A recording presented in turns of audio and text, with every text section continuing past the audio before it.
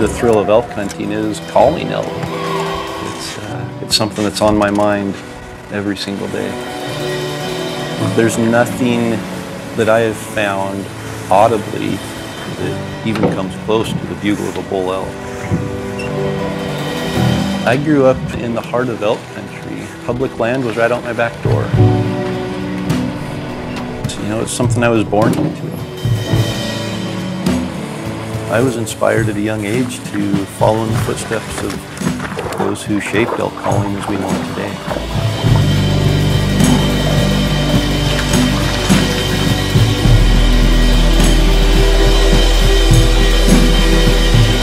A lot's changed, and I think it's my goal to make sure that this passion lives on.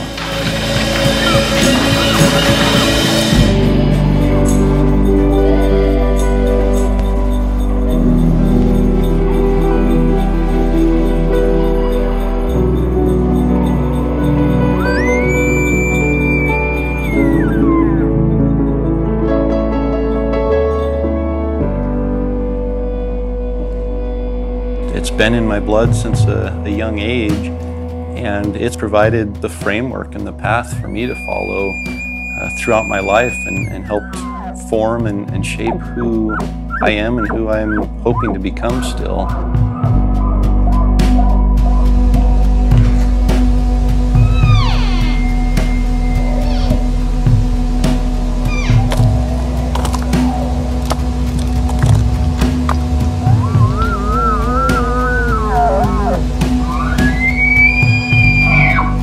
I was growing up and cutting my teeth on elk hunting at the same time that the pioneers of elk calling were really establishing the framework that we have today. And I can remember buying Larry D. Jones elk calls and Wayne Carlton elk calls, waiting with anticipation for the next Truth About Big Bulls DVD to come out from Primos. Having that passion in my home, having a father who was an elk guide and outfitter and an accomplished elk caller, those people really lit the fire in me and blazed that trail that I walk today.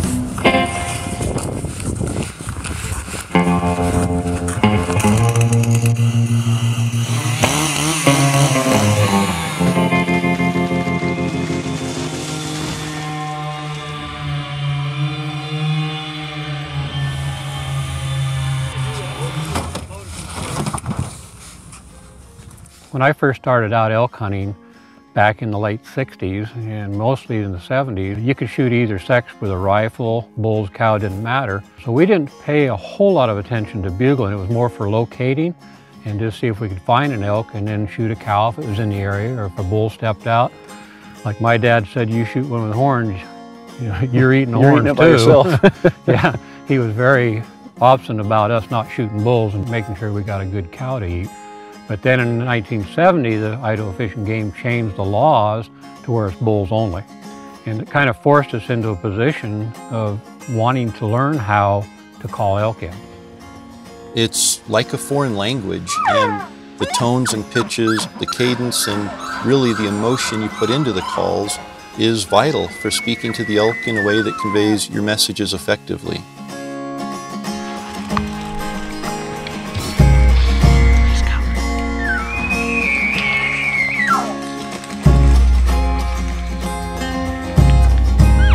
It's pretty amazing if you stop and think about those who figured this out and made it more accessible for our generation. I still remember some of the first elk hunting videos that came out when I was learning about hunting and calling elk, and just how excited I was to sit down and immerse myself and really learn everything I could about elk and elk calling.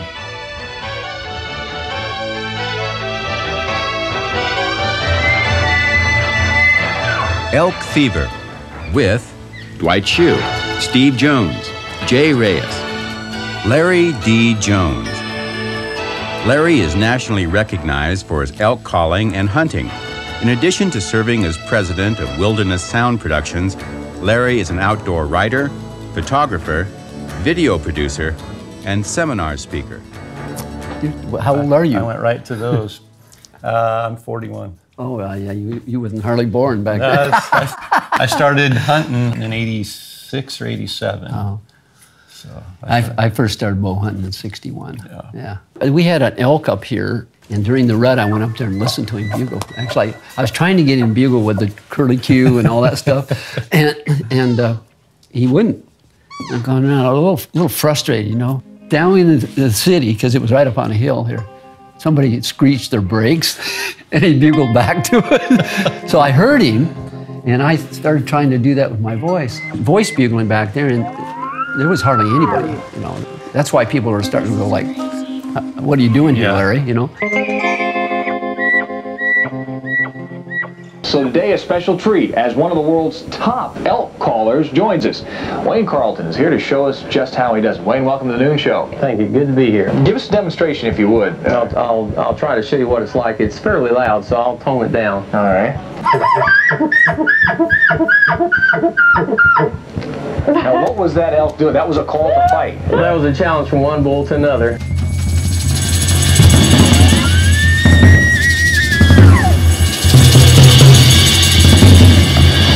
Think of your hobby, Wayne?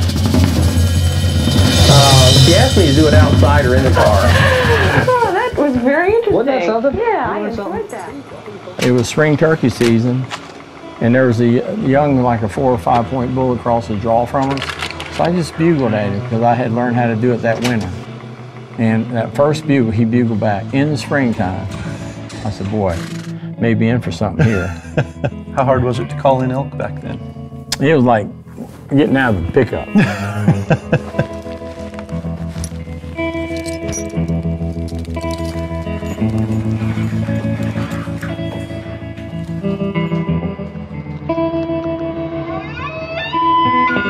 And I heard this scream. And when you don't grow up with it, and you grew up in the swamps of Florida, you don't hear that stuff. It just put chill bumps up and down my back. So did you come back out with an idea of being able to replicate the sounds, or was your first time out no idea about calling to elk? My first time out was not even thinking about calling elk. My second time wasn't. But then after another experience at a wallow and seeing how majestic and how they tear trees up, then I was trying to figure out how to make those calls, to the point I even got clarinets and tried to use those reeds. I tore a couple of clarinets up, but I still couldn't figure it out. Wild turkeys make a, key run, yeah. And just doing that with the diaphragm made me think that, God, that ain't that far from that elk bugle I heard. I've been hunting elk now for well over 30 years, and I still am like a little kid every time I hear an elk bugle. There's just something magical about it that it just resonates deep within the heart of an elk hunter.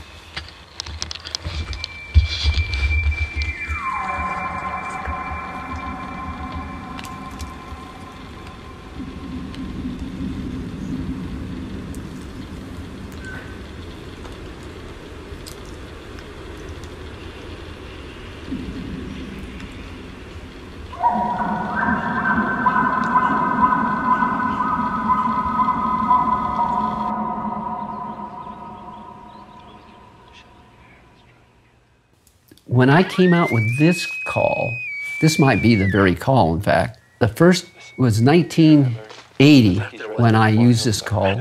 I called in 13 bulls, 30 yards and under, in 11 days. And for me, that was pretty darn good. Yeah. This was the first elk call I used. And you can get 3 notes out by plugging it like that. And is that something you made? Yeah, this is something I made, yeah. So I probably called in more elk doing this call alone than any other.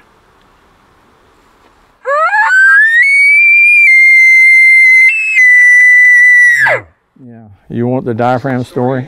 I got the idea that if I went to the hospital and bugled on my diaphragm call and let them shoot an x-ray of it at the same time, I could see where it fit my mouth.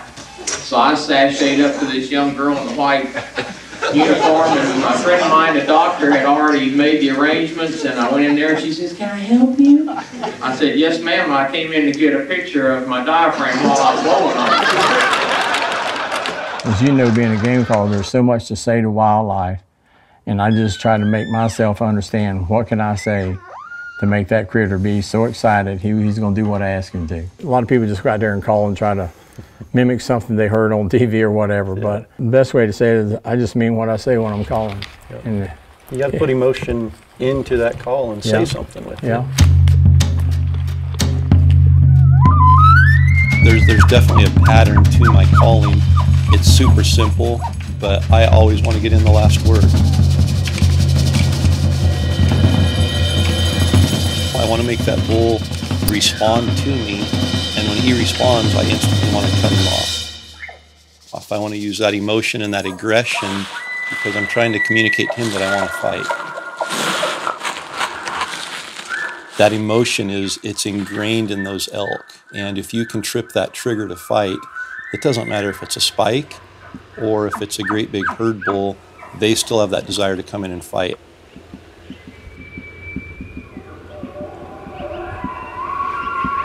You know, I don't measure an elk by the size of his antlers, but more by the size of his bugle. It's not about how big the bull is, it's about how big the fight is that I have with the bull.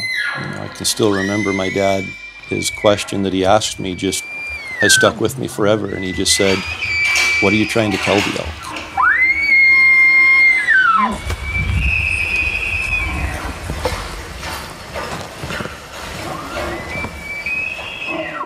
My calling was spot on, my calling was beautiful, but there was no purpose behind my calling. And so just my dad making that one comment to me stuck with me and really shaped the way that I call elk.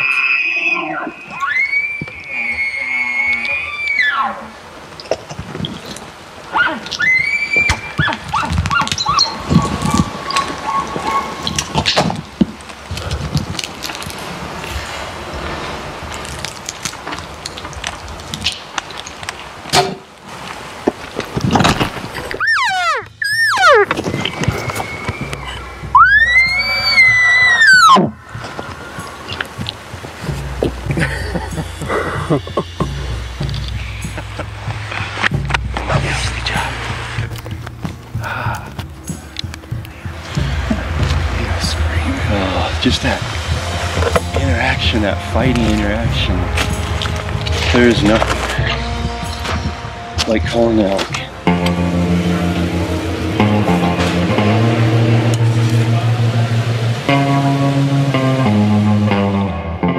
As I started trying to build calls, and they were as good as I could make, but then I met your daddy, Rocky, in Michigan at a show, and I keep hearing this incredible bugling and cow call.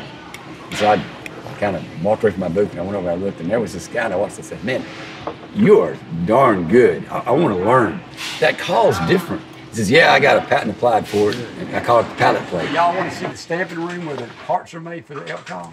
These are the actual pallet plate front frames for elk call. If you gotta have a sliding note, you don't want to break it like a turkey call. It's got to go from a high to a low, and it's got to slide.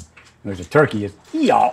Solving that problem that Rocky did, made mouth calls for elk, put them into the space age. They were great. Still great. When I ended up designing the pallet plate diaphragm, it was more to help people able to use the mouth diaphragm. Me too. Yeah. Phone calls after phone calls of people calling and saying what a terrific call. It got me my elk this year, and my first elk, and some people say it gets my elk every year. Not a lot of people out there that get elk every year. I think people just kind of started recognizing what we were really about, and it wasn't that we were trying to show off for people. We were just trying to show them that, hey, we love elk calling, we love elk hunting, and this is what we do. And you have a mouth call diaphragm. On the real test? Real test? If you think you can blow one, you know how? Not bad for a beginner.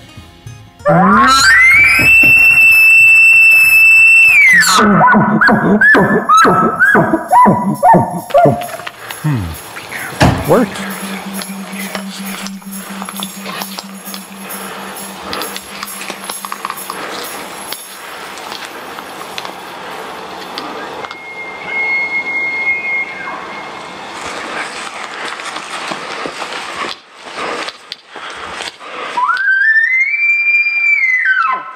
I think as I progressed in elk hunting and started realizing what it took to be consistently successful, the natural evolution there is to hunt with a team. Caller really becomes the quarterback.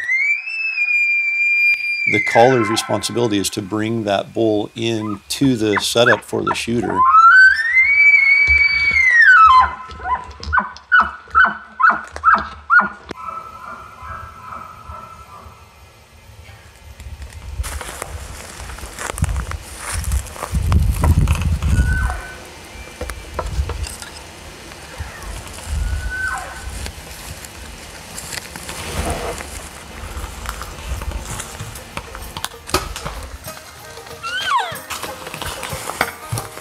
The camaraderie of being together, of hunting with someone that has the same purpose and the same goal and the same desire to be successful. It's just a group of friends coming together, working together. We want each other to fill our tag as much or more than we want to fill our own tag. Be able to provide meat for our family, be a part of something successful, be able to overcome the challenges that are an inherent part of elk hunting is a great reward.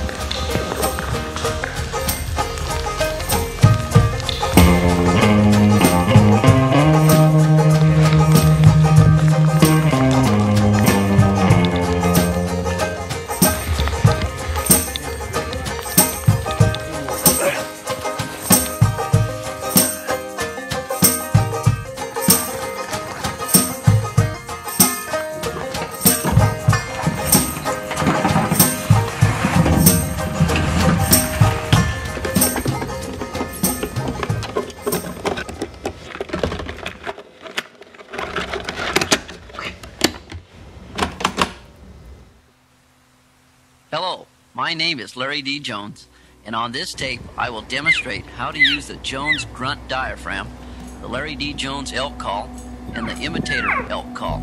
I will try to teach you how to do the grunts and the squeals, plus the bugles. And let's say you bump a cow and she is the only animal that saw you.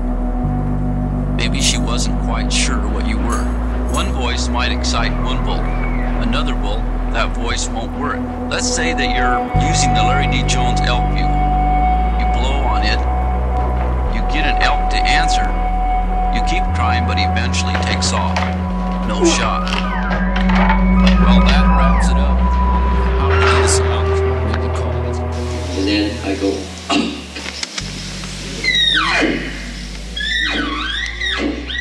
I did a seminar almost every weekend, sometimes 200 weekends for months, until hunting season. Yeah. Somebody called me and say, could you come up September? I laugh. Yeah. I just laugh out loud. You kidding? I'm already booked for that week. Yeah.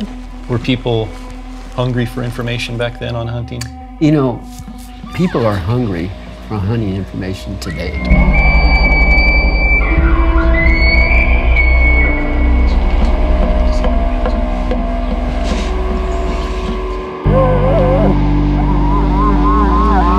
There are thousands, if not tens of thousands, of elk hunters in the country that have a desire to go elk hunting but really don't have a framework to be able to start on, or don't have the experience or the background to even know where to start or how to go about it. I created the website elk101.com just as a resource to be able to share with other people ideas to make them better elk hunters. The goal is to increase their knowledge, which in turn will increase their confidence, and I feel that knowledge and confidence are what lead to success.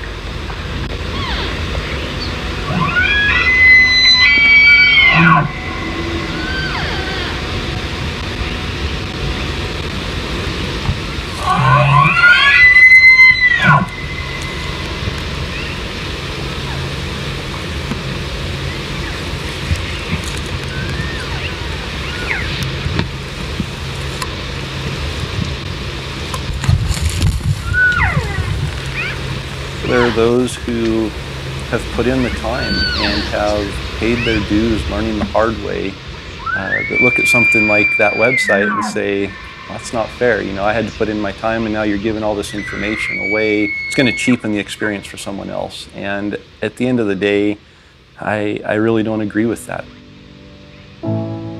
to make sure that it's not lost and that it's passed on to today's elk hunters is important. You know, more than just being an elk hunter, being an advocate for public lands and for habitat for elk and for conservation groups who support that way of life. Public land is important. Private land is important. Through hunting and through elk hunting especially, the passion for being there, seeing God's creation, seeing the sunrises and sunsets that can only happen in the West. Sure, they're beautiful here, but when you got mountains and snow and golden aspens, and some of the aspens even turn red depending on how they turn during that year, and those leaves are falling and they're catching into the spruce trees, and to see these things, and you got to realize how much you had to be thankful for. A lot more than just shooting an elk every season. It is a whole lot more than just shooting an elk. And then learning about the habitat and seeing the invasive things that happen that we've allowed, and being able to stop that so the elk can have food and have cover to raise their young and to go through the winter and to have corridors to travel. And we need to share it with as many people as we can. You teach somebody to love something, they'll want to protect it. I don't usually use this type, but I got a pallet expander in, so I can't use reeds.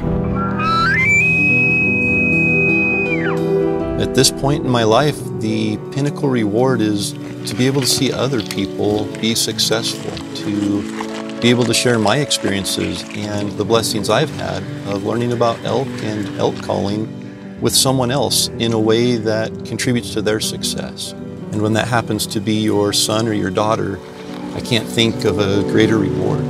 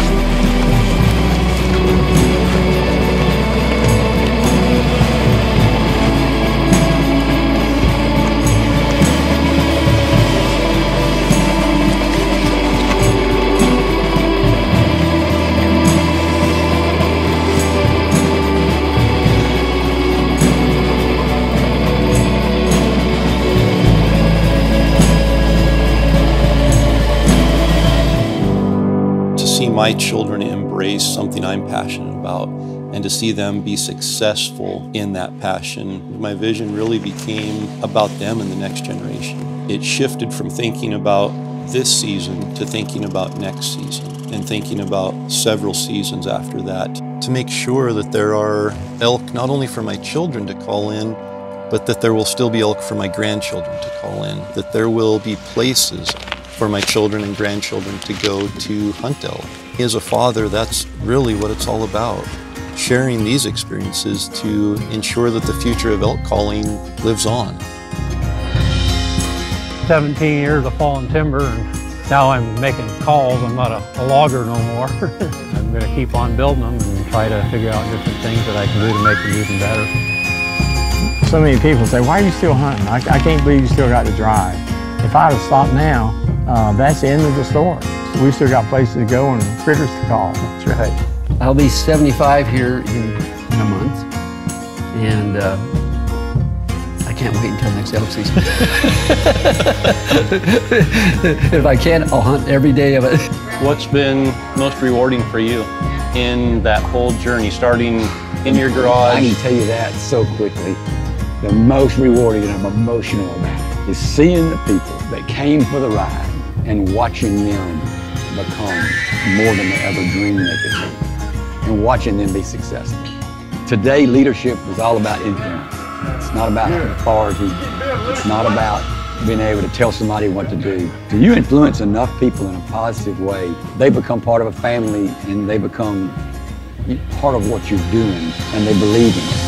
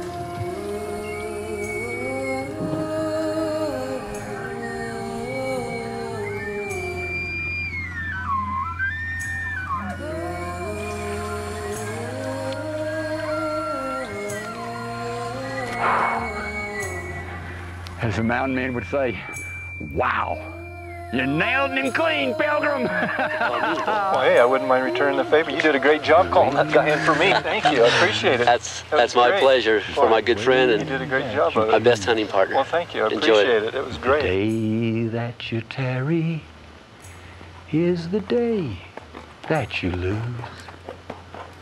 Sunshine or thunder, man will always wonder where the fair wind blows. Where the fair wind blows.